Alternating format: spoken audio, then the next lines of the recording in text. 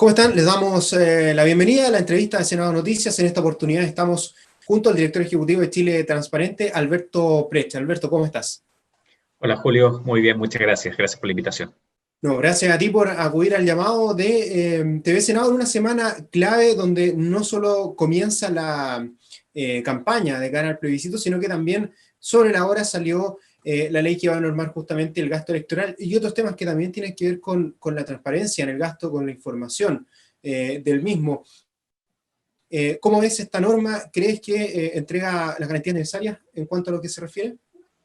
Bueno, sin duda es una buena noticia que tengamos normas, aunque haya sido, como tú bien dices, sobre la hora, porque por lo menos nos permite el fijar la cancha con determinados principios que por lo menos para todo tipo de elecciones ya estaban regulados. No recibir el aporte de empresas, no recibir el aporte extranjero, límites de gasto electoral, transparencia en ese gasto, y eso sin duda es algo absolutamente positivo. ¿Cuál es el problema? Que al llegar tan sobre la hora, esta legislación va a ser complejo para el servicio electoral el poder efectivamente fiscalizar el cabal cumplimiento. Por ejemplo, en una elección regular, el servicio electoral tiene el acceso a las cuentas bancarias de los candidatos, existe un seguimiento semana a semana de los dineros que ingresan a esas cuentas. Esto, por ejemplo, en el caso de una ONG que se adscriba en alguna de las dos opciones va a ser mucho más complejo debido a que no tienen una cuenta única para estos fines, sino que van a ocupar seguramente otro tipo de mecanismos para el recibo de esos aportes. Y además, bueno, la misma situación de pandemia complejiza también este tipo de fiscalizaciones. Ahora, respecto del resguardo de las disposiciones de la norma, respecto de las sanciones, porque claro, esto no es, digamos, un principio de buenas costumbres, podríamos decirlo, sino que tiene que tener sanciones para quienes no las respeten. No sé si tiene, digamos, cierta conformidad con ello, en el entendido que también la Fiscalía, por ejemplo, había hecho una observación y que esto, digamos, tendría que ir con otro proyecto, cuando se sobrepasa el gasto electoral, que hay un marco de un 40% para que se constituya un delito en ese caso. Bueno, nosotros desde Chile Transparente hemos apoyado al Ministerio Público en esa iniciativa que crea el delito de financiamiento ilícito. Hoy día estos son delitos de carácter electoral, donde el servicio electoral tiene la iniciativa para poder iniciar las indagatorias y tiene la iniciativa para poder efectivamente empezar a accionar la acción penal, valga la redundancia, no teniendo el Ministerio Público la capacidad directa de poder investigar este tipo de ilícitos. Como tú bien dices, eso más bien es materia de otro proyecto, es una discusión que ha sido larga, de hecho que nosotros en la agenda antiabuso se la presentamos al presidente Piñera en cuanto a no entendemos de por qué el servicio electoral tiene que seguir con esta atribución. La norma actual que ha sido aprobada para este plebiscito más bien sigue la tendencia de que estos son delitos de carácter electoral que deben ser investigados por el servicio electoral y que en caso de efectivamente constituirse algún delito que pudiese pasar al área penal, efectivamente debiese ejercerse la denuncia o la querella. Hay otro tema que también dice relación con las elecciones y con información, con cómo se propone, que es un proyecto interesante que fue ingresado y que tiene cierta transversalidad, porque lo presentan los senadores Arboe, Piug y la senadora Jimena Rincón, respecto de las fake news y estos falsos, pero todo justamente en el marco de las elecciones, ¿no es cierto?, de publicar, ¿no es cierto?, contenido falso, de las sanciones por alterar la sinceridad de un proceso electoral, y en estos casos los candidatos e incluso las autoridades podrán quedar inhabilitadas o cesar en sus cargos. ¿Crees que es necesario avanzar en Chile, en nuestro país, en una legislación como esta, considerando los ejemplos que se han visto también en otros países? Absolutamente necesario, teniendo siempre el resguardo de que se debe cuidar siempre la garantía constitucional de la libertad de expresión, porque algo que es verdadero para ti puede ser falso para mí, por lo cual la falsedad tiene que ser una falsedad manifiesta, que genere además una afectación, como por ejemplo alarma pública. Recordemos, por ejemplo, el caso de las bencineras que se iban a quedar sin bencinas por un supuesto paro en algún minuto, o aquellas que llaman a tomar un determinado medicamento o a no seguir una norma sanitaria. En ese caso, estamos en hechos que son científicamente comprobados como falsos y que pueden ser contrastados de manera fácil, pero lo que tiene que ver con las opiniones, eso no debiese entrar en la regulación. Con la salvedad siempre que esto también tiene que tener una relación con aquello que no ocurra en territorio nacional. Estamos hablando de situaciones que son extraterritoriales. Si yo soy una persona que vive en Kuwait y quiero intervenir en una elección en Chile y pago la publicidad en Kuwait a Facebook, que tiene su matriz en Estados Unidos, va a ser muy difícil que la justicia chilena me pueda perseguir desde donde yo estoy cometiendo el ilícito de generar esa fake news. Por lo cual ahí la regulación también de las plataformas es muy importante, aunque también han ido, y eso ha sido una buena noticia, por ejemplo, en este proceso electoral, algunas plataformas ya señalaron de que no aceptan cualquier tipo de propaganda electoral, sino que tiene que pasar un determinado filtro, y eso es bastante bueno y además permite ese seguimiento de quienes están pagando también por estos recursos, porque ya lo vimos en Estados Unidos, esta posible intervención extranjera podría pasar en países como los nuestros, sin duda. Claro, ahora hay también una deuda pendiente desde ese punto de las plataformas, porque esto más bien vino de parte de quienes están ofreciendo el servicio de tener cierto filtro, pero también pudiera haber un resguardo, un marco normativo mayor o mejorable en este caso. No, sí, sin duda, y por eso te decía, hay que regular las dos cosas, al productor de la noticia falsa, pero también a la plataforma poniéndole unos determinados límites, como por ejemplo, usted podrá operar en Chile y podrá tener visualización en Chile, cumpliendo con ciertos requisitos, por ejemplo, en periodos electorales,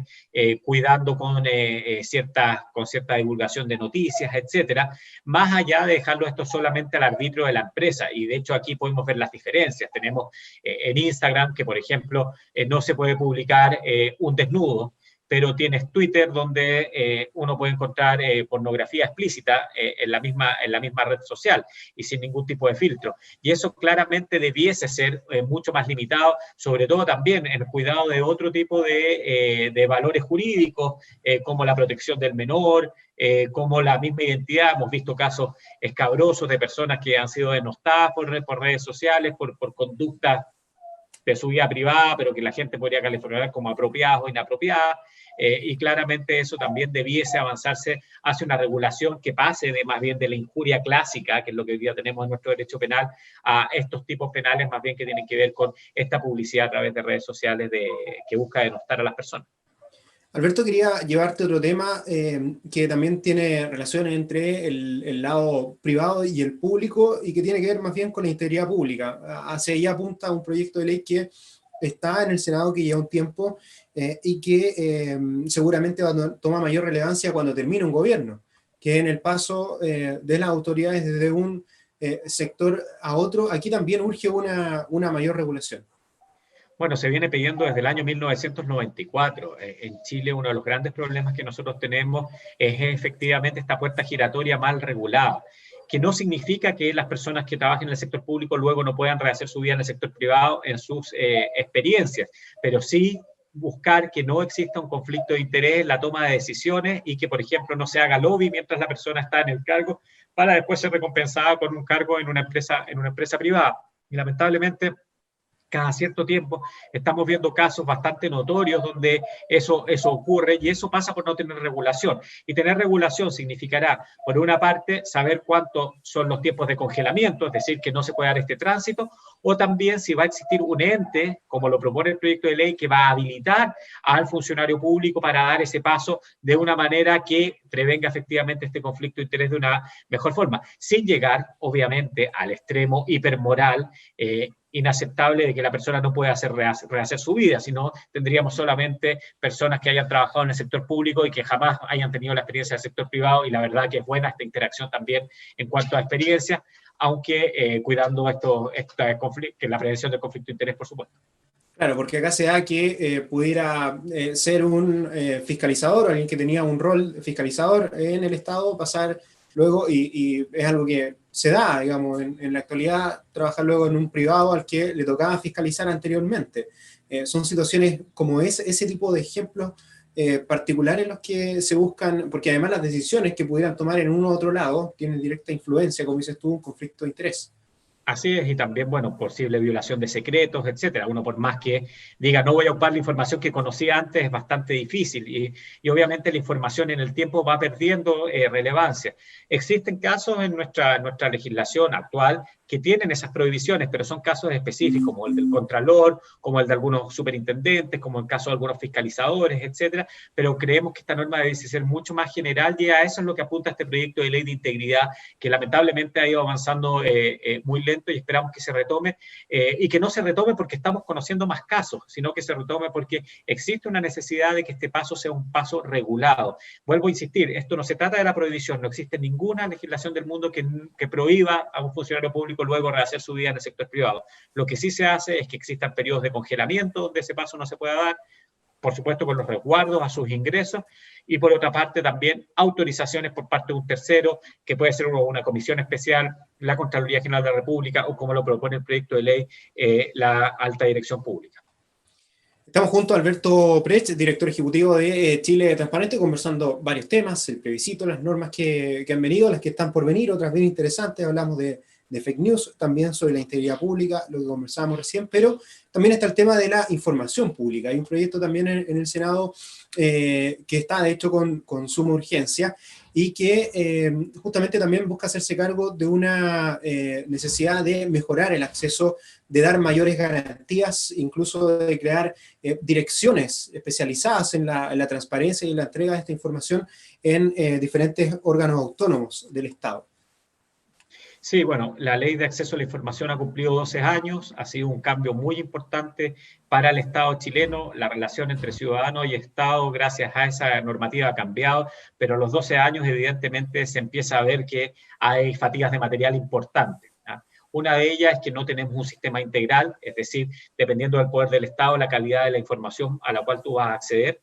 No tenemos un sistema de tutela y de cuidado de esta garantía que sea parejo. Para la administración del Estado, para el Ejecutivo, tú tienes un Consejo para la Transparencia. En el caso del Legislativo, tú tienes que recurrir a las comisiones de ética y esa más bien es una autorregulación. Y por otra parte, también tienes problemas en la calidad de la información que se entrega, con información que es muy dura, poco accesible en los portales de transparencia activa y que nosotros, y eso de hecho lo propusimos en la comisión en nuestra intervención, se pase más bien a una información que sea amigable, que sea útil para el ciudadano. Y por último, también el Consejo para la Transparencia tiene graves problemas en cuanto a su estructura directiva, que deben ir apuntando más bien a crear un órgano de características altamente técnicas que efectivamente resuelva casos con una visión más bien del acceso a la información versus otros valores como la protección de datos personales, la seguridad nacional, que a criterios políticos que pudieran afectar su funcionamiento y las decisiones de este órgano. Alberto, también quería preguntarte, seguramente va a ser parte del debate y va a ser muy importante de cara al plebiscito lo que pase con la información vinculada a la pandemia. Y ahí hay muchos elementos, porque están los datos necesarios para saber, ¿no es cierto?, la trazabilidad, que es muy importante para avanzar en el desconfinamiento, para ver quiénes eventualmente podrían haber sido un contacto estrecho, si es que van a ir a votar, si es que van a poner en riesgo o no a otras personas. Cobra mucha relevancia en esta etapa y bueno, siempre la ha tenido porque está la salud y la vida de las personas involucradas claramente, pero seguramente va a volver este tema al debate. ¿Cómo has visto tú el manejo de la información, en el entendido que también hay datos que son privados, que son de los pacientes? ¿Cómo has visto el manejo particularmente del Ministerio de Salud en este tema? Sí, hemos ido a goteo, y no solamente del Ministerio de Salud, sino también del Ministerio de Hacienda. Entonces, hoy día hay mucha información disponible, pero la calidad de la información no es del todo buena, o hay información incompleta. Por ejemplo, uno puede acceder a las órdenes de compra, pero no puede acceder a las facturas. Entonces, es complejo de repente hacer la trazabilidad completa de una compra pública si tú tienes que recurrir a otros métodos de investigación para poder llegar al ciclo de la compra completa. O en el caso sanitario lo hemos visto de que tienes algún dato muy completo, como por ejemplo lo hemos tenido acerca de los test, y eso ha sido un dato que se ha entregado muy bien, etcétera, etcétera, pero no así el de la trazabilidad, y eso evidentemente permite o no permite más bien dicho, una fiscalización ciudadana más activa. ¿Esto significa de que Chile esté en una falta a comparación del nivel mundial? No. Significa que hoy día es complejo, evidentemente, lo que estamos viviendo como humanidad. Se ha hecho un esfuerzo importante por parte del Estado, también por parte del Consejo para la Transparencia, de la Contraloría, de los distintos intervinientes, pero falta. O sea, acá lamentablemente, siempre, como se dice en buen chileno, falta la chaucha para el peso. Y en esos detalles, finalmente, es donde se juega la buena calidad de la información pública o no. Y esperamos que en el caso del plebiscito, y es lo que le hemos dicho al presidente del Consejo Directivo del Servicio Electoral, si se va a tomar una decisión, por ejemplo, con los enfermos de COVID, o si suspender o no suspender el plebiscito, sean con criterios claros y conocidos por todos, para que nadie pueda efectivamente decir, mira, yo no sabía que esta situación iba a pasar, y podamos efectivamente transitar con mayores seguridades a quizás el proceso más importante que ha tenido el país desde el año 1988. ¿Qué otras sugerencias se han hecho del Consejo para la Transparencia? En el entendido que también va a haber todo un tema del distanciamiento, de las urnas, de cómo se va a resguardar el secreto. ¿Qué otras sugerencias se han hecho en el entendido de que se va a tener que publicar antes del 10 de septiembre un instructivo al respecto? Bueno, nosotros desde Chile Transparente, evidentemente, pastelero tus pasteles, no nos hemos metido fundamentalmente en los aspectos sanitarios, y ahí en esa mesa está el Colegio Médico, hay sociedades médicas, está el Ministerio de Salud, existen expertos para aquello, pero sí desde el punto de vista de la transparencia del proceso hay ciertas cosas que nos preocupan. Uno, que evidentemente, como recién señalaba, sean conocidos cuáles van a ser los criterios para una toma de una decisión A, B o C. Lo segundo, de que efectivamente se asegure que haya la cantidad de vocales de mesa necesarios para un correcto proceso eleccionario, y eso va a ser complejo. Ya es complejo el constituir todas las mesas, y acá necesitamos que las mesas sean constituidas de manera temprana para que efectivamente funcionen, por ejemplo, los horarios diferenciados. Sería terrible que el día del plebiscito tú tuvieras un 30% de las mesas constituidas a primera hora, y eso hiciera que el proceso no pudiera terminar con luz del día, sería algo más complejo. Y lo tercero que hemos planteado también con bastante fuerza es que en Chile, si algo ha fortalecido nuestro sistema de elecciones, es que el conteo es absolutamente público. Y eso tenemos que ver cómo efectivamente, con distanciamiento social, con cuidado, con la aplicación de tecnología, podemos seguir permitiéndolo, para que nadie tenga dudas de que el resultado del plebiscito es un resultado, como ha sido de todas nuestras elecciones, transparente, y que tanto perdedores como ganadores puedan aceptarlo la misma noche en que eso ocurra. Alberto Brecht, director ejecutivo de Chile Transparente, a quien le damos las gracias por haber conversado de todos estos temas, de lo que se viene. También nos estuvo contando sobre el trabajo que han estado realizando activamente para el plebiscito, también lo que tiene que ver con la pandemia y cómo podemos ir avanzando en estos temas que son tan importantes y que lo van a hacer durante todo este año. Muchas gracias, Alberto.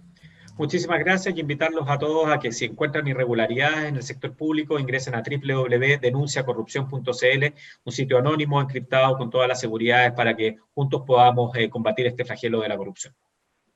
Alberto Brecht, de Chile Transparente, muchas gracias, que esté muy bien. Muchísimas gracias.